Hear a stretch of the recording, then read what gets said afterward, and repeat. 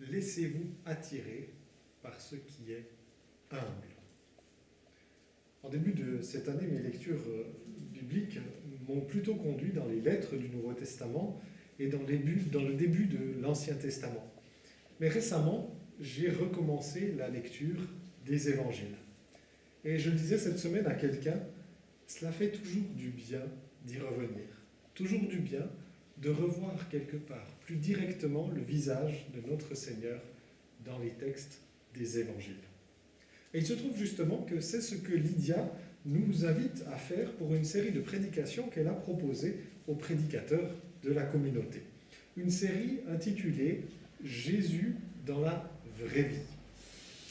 Lydia a choisi divers textes dans plusieurs évangiles à la rencontre de Jésus dans différentes interactions avec divers personnages. Et nous commençons aujourd'hui avec un texte de l'évangile de Marc, Marc 9, les versets 33 à 37, avec une méditation que Jésus laisse à ses disciples.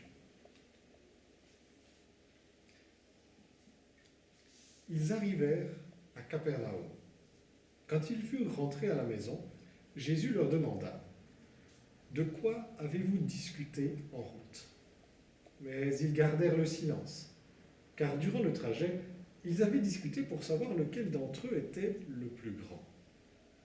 Il s'assit, appela les 12 et dit « Si quelqu'un désire être le premier, il sera le dernier de tous et le serviteur de tous. » Puis il prit un petit enfant et le plaça au milieu d'eux, et après l'avoir pris dans ses bras, il leur dit « Si quelqu'un accueille en mon nom un enfant comme celui-ci, c'est moi-même qui l'accueille. Et celui qui m'accueille, ce n'est pas moi seulement qui l'accueille, mais aussi celui qui m'a envoyé. » Nous regarderons ce texte en 3 temps, parlant d'abord d'un silence confus, puis de valeurs renversées, finalement d'un exemple à méditer, avant de revenir sur le titre de la prédication. Un silence confus. Jésus et ses disciples arrivent à la maison, à Capernaum. Probablement, on peut supposer que c'est la maison de Pierre, qui est la première des maisons mentionnées à Capernaum et qui a probablement servi de lieu de ralliement pour Jésus durant son ministère, une sorte de quartier général si vous voulez. Et alors qu'ils sont en train d'arriver, de déposer l'un ou l'autre pactage, de saluer ceux qu'ils retrouvent, Jésus pose cette question aux disciples. De quoi avez-vous discuté en chemin ? On pourrait se demander si Jésus est simplement curieux ou s'il a entendu quelques bribes de la conversation un peu éloignée. Ce qui va faire par la suite nous oriente plutôt vers la deuxième solution. Le Seigneur a bien sa petite idée de ce qui s'est passé, mais il veut amener ses disciples à réfléchir. Et là, silence. Les disciples, qui se voient contraints de revenir sur ce qui s'est passé, prendre un peu de recul sur eux-mêmes, se trouvent dans l'embarras. On peut les imaginer qui se regardent les uns les autres ou qui regardent leurs pieds sans trop savoir quoi dire, en espérant que l'un d'entre eux aura une illumination pour dire quelque chose d'intelligent. Qui est le plus grand ? C'est de cela qu'ils ont discuté en chemin. Alors peut-être que Pierre, Jacques et Jean avaient de bons arguments. Jésus les avait pris à part dans certaines situations, justement la transfiguration au début du chapitre 9, où ils sont seuls avec Jésus. Peut-être que d'autres se croyaient plus sages, plus forts, plus en vue dans la société, plus influents, plus riches, plus zélés, plus dévoués. On ne sait pas. Ils savaient en tout cas qu'ils participaient à quelque chose d'important, que Jésus n'était pas n'importe qui. Il y avait des places à prendre dans le royaume à venir.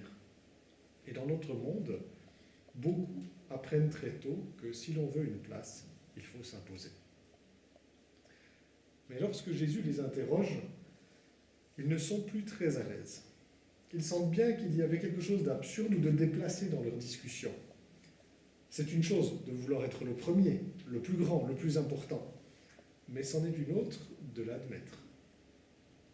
Alors devant Jésus, qu'ils commencent à discerner comme le Messie promis par Dieu, révélé dans l'humilité, celui qui, juste un peu avant, leur a parlé de sa mort à venir sans qu'eux ne comprennent trop de quoi il parle, ils se sentent un peu embarrassés. Comme c'est plusieurs fois le cas dans les évangiles, les disciples choisis par Jésus montrent quelques faiblesses. Drôle d'idée de discuter de qui est le plus grand. Cela ne nous arriverait pas, non? Ou peut-être que si. Si on prend les choses très littéralement, il ne nous arrive peut-être pas très souvent d'avoir des conversations dont l'objet est clairement qui est le plus grand. Nous pourrions donc facilement, en lisant un peu rapidement, nous penser un peu meilleurs que les disciples, plus grands qu'eux. Mais Marc ne nous fait ici qu'un résumé d'une discussion qui avait sans doute ses complexités, ses raffinements, ses prétextes, ses bonnes raisons.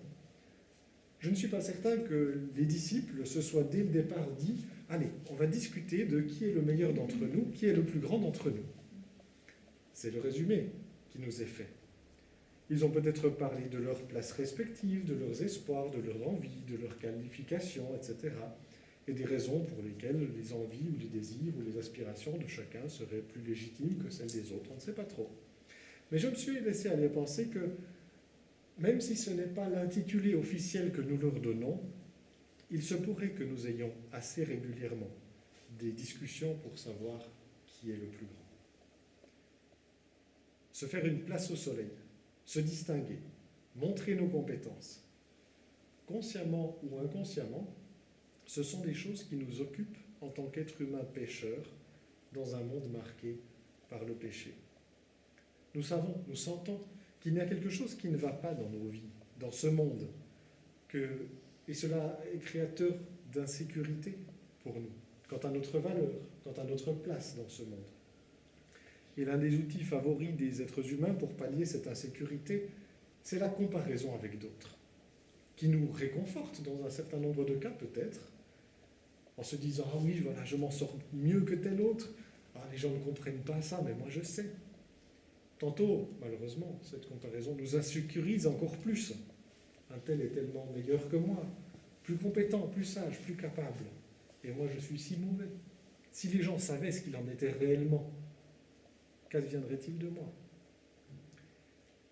Mais de cette comparaison découle une compétition permanente entre les êtres humains pour s'affirmer, pour faire sa place. Et cette compétition s'infiltre aussi dans nos discussions, je crois. Combien de discussions houleuses, au fond, ne sont-elles pas teintées par quelque chose de cet ordre? Affirmer son droit, sa force, sa supériorité, s'imposer. Alors bien sûr, nous sommes parfois dans des situations où il est nécessaire d'affirmer une cause ou de résister à un mal. Mais même si notre cause est légitime, et veillons à nous assurer qu'elle l'est, il nous faut être attentifs aux sentiments de nos cœurs, pour ne pas nous laisser emporter au-delà de ce qui est juste.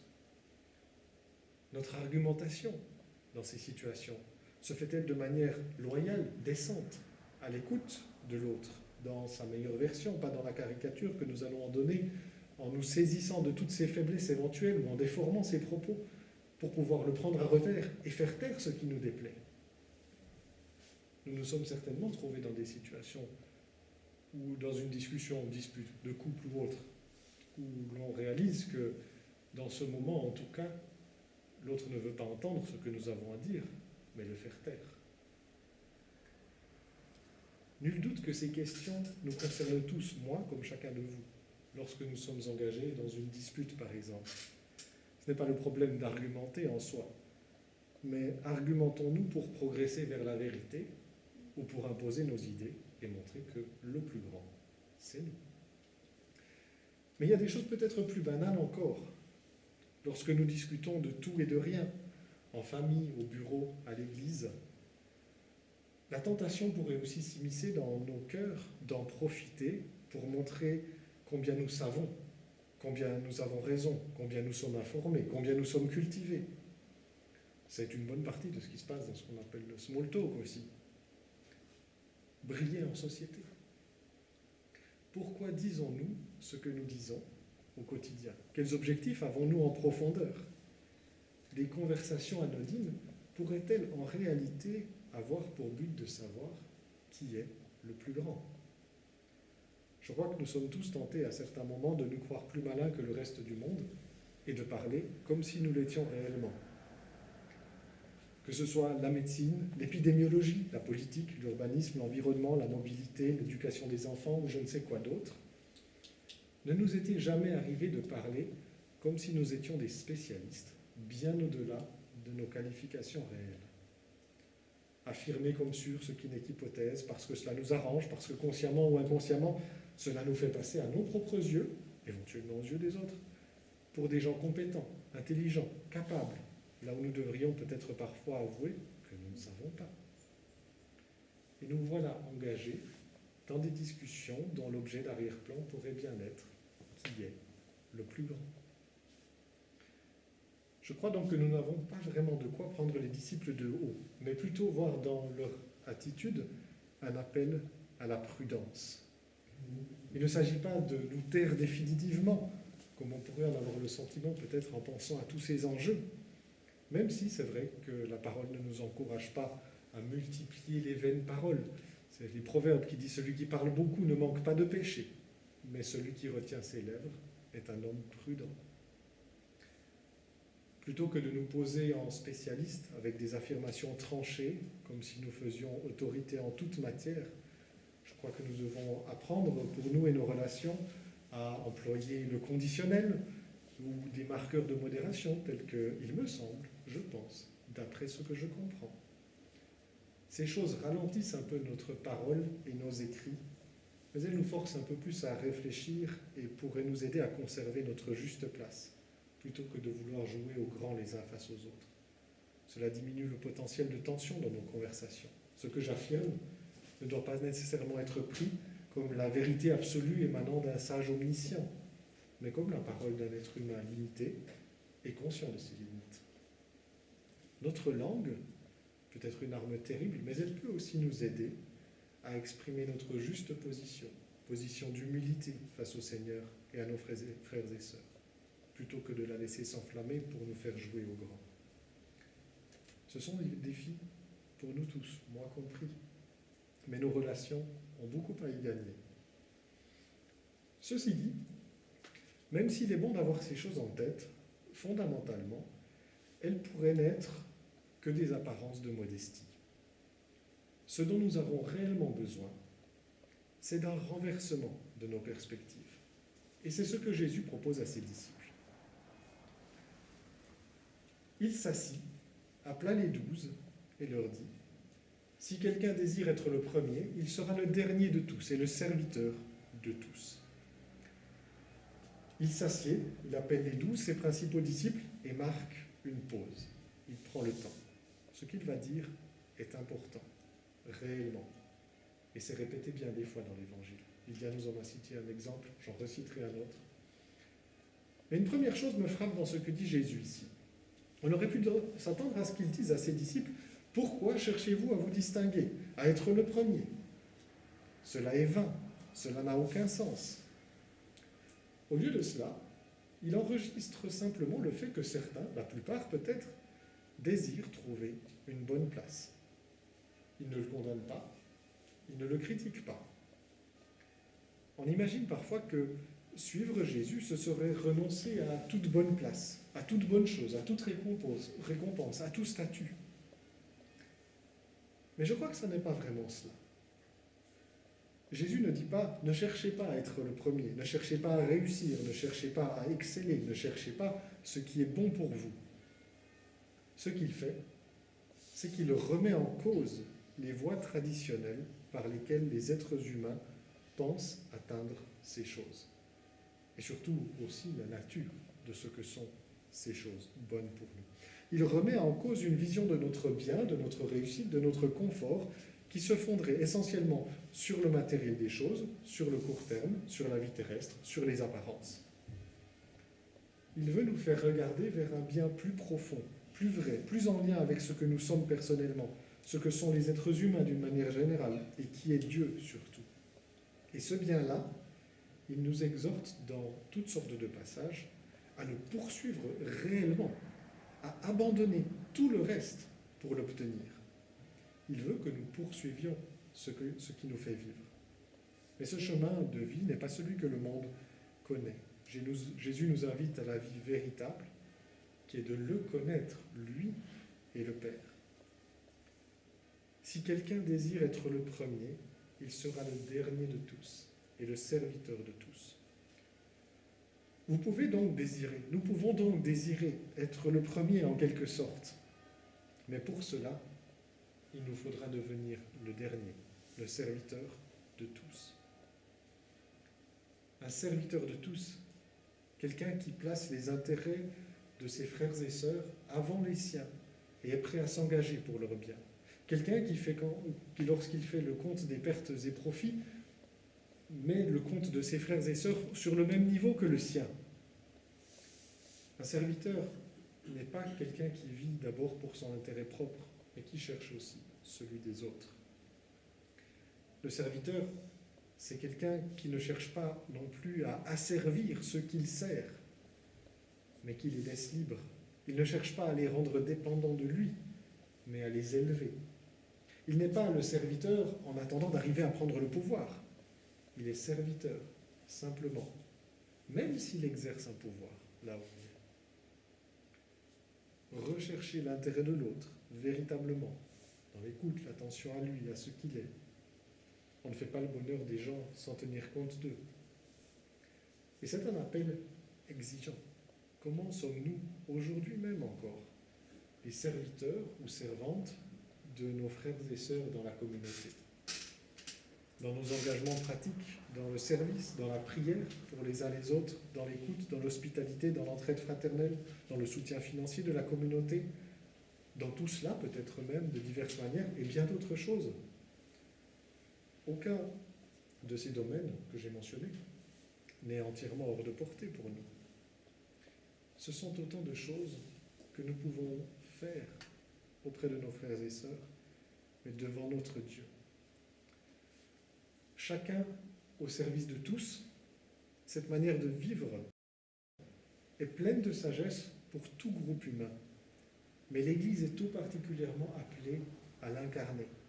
Si au sein de l'Église, chacun cherche à servir tous les autres, tenir compte de tous dans ses agissements, chacun de nous sera servi par bien plus de personnes et de compétences que s'il était resté seul à servir son propre intérêt.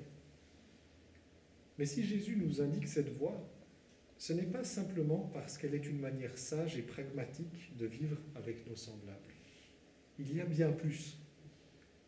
Cette voie, c'est la voie que Jésus a empruntée et celle où nous apprenons à le connaître véritablement. Ce n'est pas une voie facile.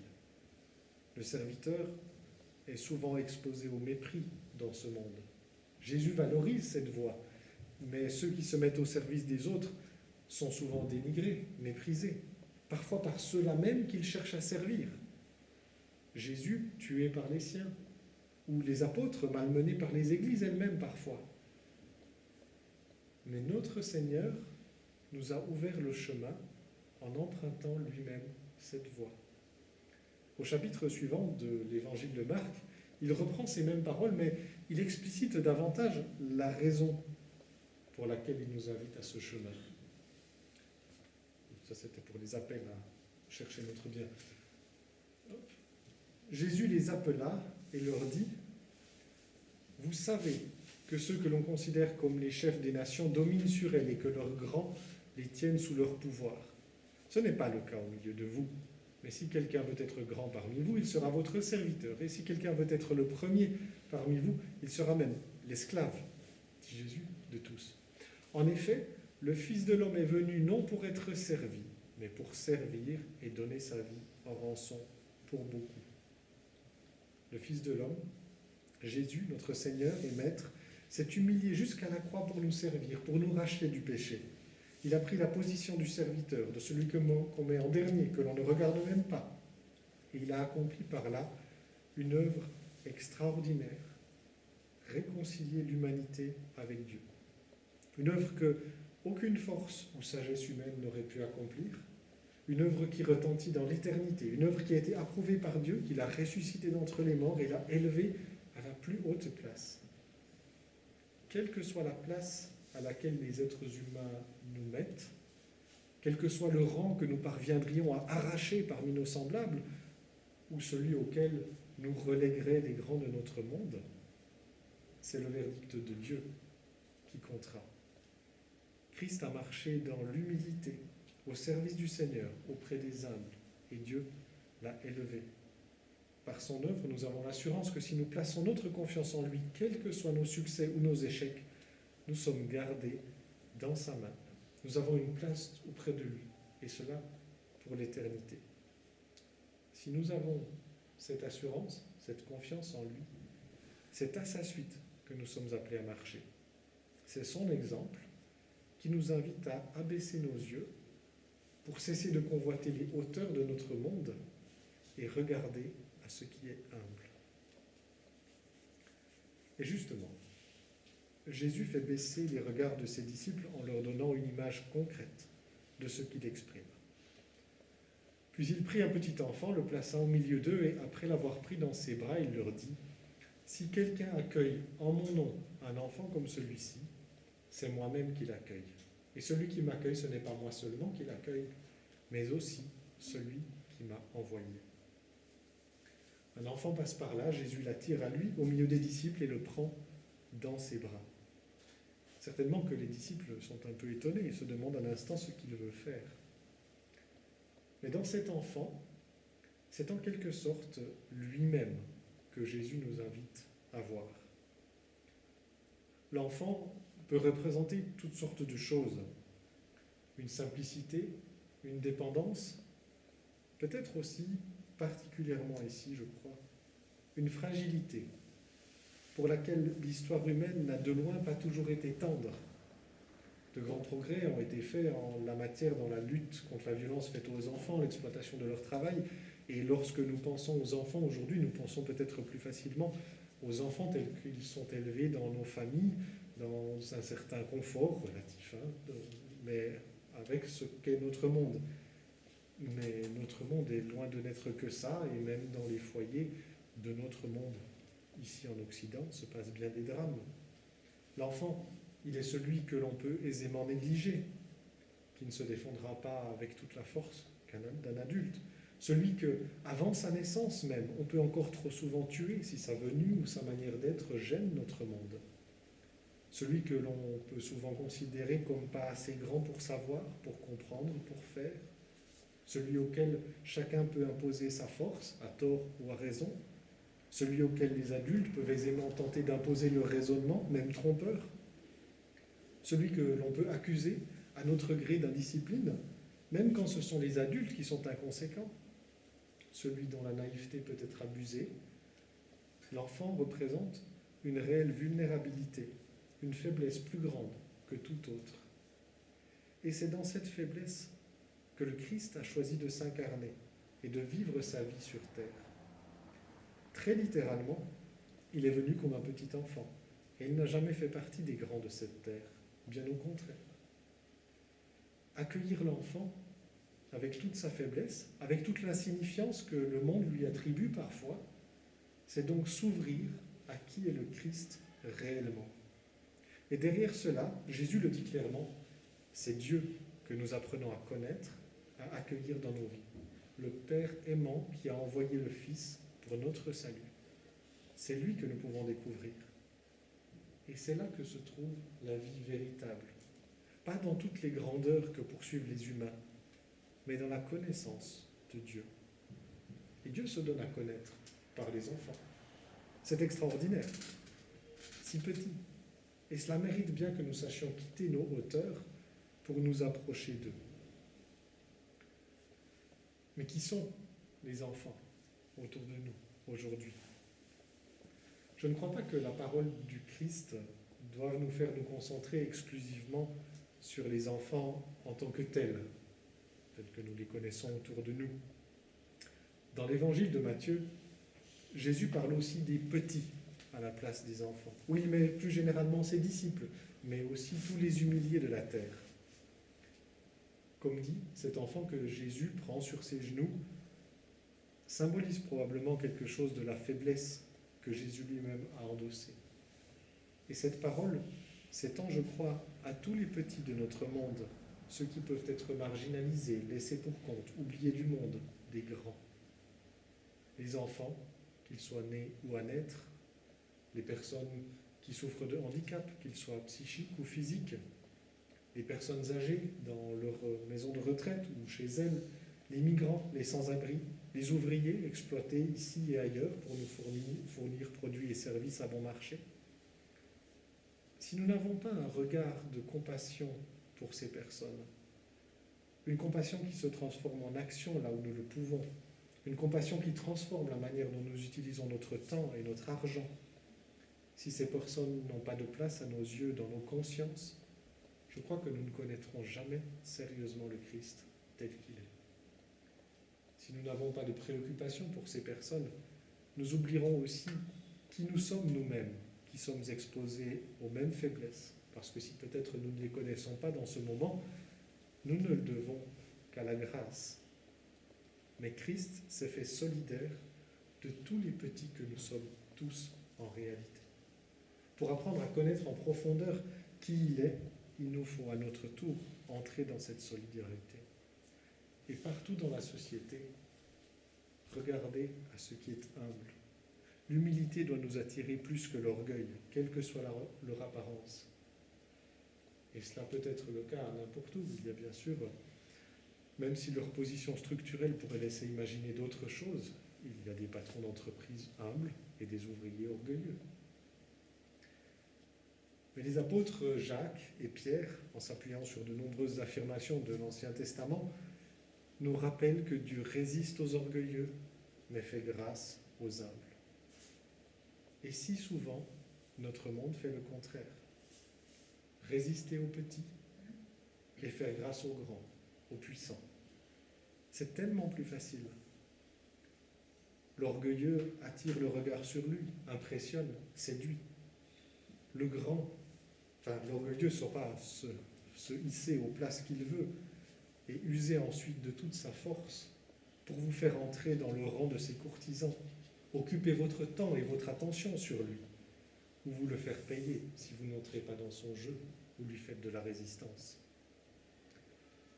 Au contraire, les humbles, les enfants, les petits, resteront bien souvent dans l'ombre où vous les laissez. Ils n'ont souvent que trop peu de force pour vous faire face si vous les repoussez, lorsque vous les dénigrez. Ou leur humilité même, leur respect pour l'autorité des autres, réel ou supposé, les retient de chercher à s'imposer là où ils en auraient la force. Alors il n'est pas rare que notre monde ou nous parfois choisissions de résister aux humbles ou de délaisser leurs intérêts et de faire grâce aux orgueilleux, en passant sur leurs caprices et leurs folies, parce que s'y opposer nous coûterait trop cher, parce que nous croyons avoir besoin d'eux. Mais ce n'est pas sur ce chemin que nous trouverons le Christ, que nous apprendrons à le connaître en vérité.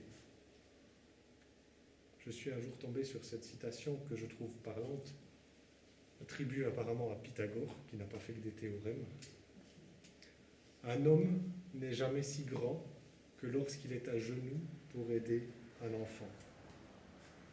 Enfant, petit, faible, notre grandeur en Christ se trouvera au service de ces derniers. Dans un service réel, pas dans une apparence de service aussi. Pas au service de notre propre grandeur. Quelle que soit notre position dans la société, nous pouvons nous laisser orienter par cela. Laissez-vous donc attirer par ce qui est humble. J'ai emprunté ce titre de prédication à une exhortation de l'apôtre Paul que vous trouvez dans Romains 12, 16 et qui résume bien, je crois, ce que l'on peut tirer de ce passage de l'Évangile. Dans notre monde, chacun croit devoir assurer par ses propres moyens son succès, sa grandeur, sa place. Et nous pourrions nous y laisser entraîner et employer les manières de ce monde pour y parvenir. De bien des manières, nous pouvons aussi nous laisser impressionner et séduire par les grands de ce monde.